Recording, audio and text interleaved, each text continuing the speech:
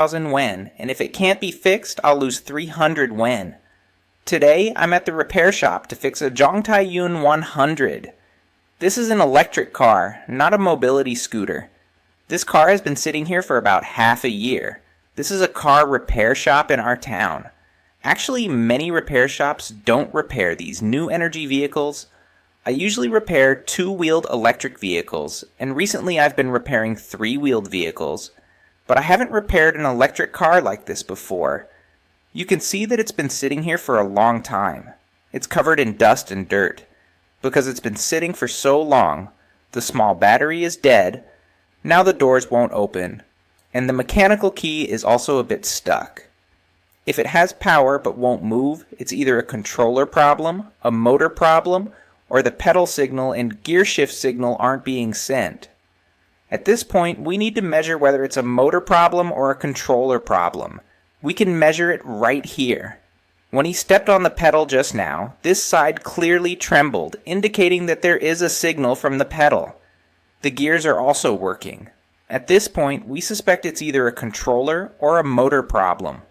I checked the basic parameters of the car from the central control system. The instrument panel doesn't show any faults. There is power. The central control system shows the battery status. There are no fault indications. The whole vehicle doesn't show any faults.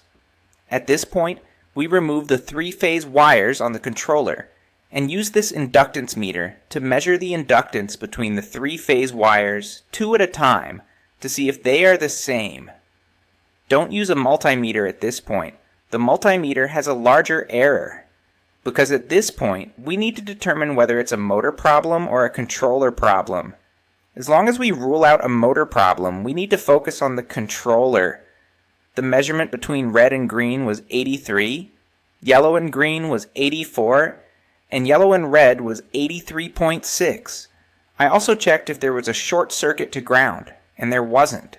So the problem can basically be narrowed down to this large controller. Then we use a multimeter to measure some parameters of this controller. We measured the three phases A, B, and C with respect to B, and found that the readings were all the same, 0.4 G. Then the values for B plus with respect to the three phases A, B, and C did not change. After connecting an external power source to the small battery, we found that the small battery was also completely dead because it had been sitting for too long. At this point, don't tell him what the problem might be. Just give him a quote. If he wants to repair it, he will. If not, then forget it. My quote is over 800 Yen. The after-sales service person said that if it was repaired, they would pay 1,000 yuan. But if it couldn't be repaired, they would bear the loss themselves. After he paid the deposit, I started disassembling it. I took the controller back, and now I'm opening it to see if it's a controller problem. The controller of this electric vehicle is actually similar to the controllers of our electric models, just bigger and with a higher current capacity. But the principle is similar. However, it doesn't use Hall sensors. Its motor senses the position and direction through rotation, unlike our two-wheeled and three-wheeled vehicles that use Hall sensors to sense direction. But the principle is actually similar: battery, controller, motor, and sensing, as well as input and output of conditional signals. It's already open. One of the terminals is obviously a bit loose, this terminal here. This is a driver board. After we remove this driver board, the workmanship of the controller is very beautiful. The upper board looks very clean. The controller is from Inbal, and many high-power electric models also use Inbal controllers. This board mainly handles signal transmission and driving, and the bottom is mainly the power board. After removing the screws, it can be lifted up. You can clearly see that the terminal is already stuck to the bottom board, meaning this entire area has been damaged. All these tubes are blown and unusable. This controller has a full load output of over 8 million amps of current. This terminal has already blown and is stuck to the board. I bought a new bottom board. This bottom board is exactly the same as the original one. The main reason why the original bottom board wasn't repaired is because these two terminals couldn't be perfectly repaired. Because these terminals bear a very large current, and he originally repaired these two terminals with high temperature solder.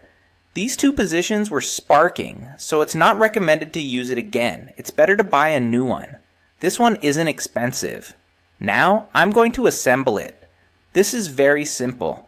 When installing the bottom board, be sure to apply thermal grease. He didn't apply thermal grease during the last repair. A semi-fluid type works best. Now it's assembled. Now, I'm going to install it in the car. And it's all installed now. Now let's see if the lights can be turned on. Wish me luck, guys. Starting now. Great. The car is moving. Now I'll move it outside to test it. Hopefully there are no other problems. It's quite perfect. It can go on the road directly. The owner said this car can reach 80 or 90 miles per hour. Of course, I wouldn't dare drive that fast. I was just testing the car. I drove it around once and found there were no problems. Of course, there's nothing I can do about its original condition. So the car is fixed now. I'll drive it back to the owner. If you like this video, please like and subscribe. Thank you for watching. Goodbye.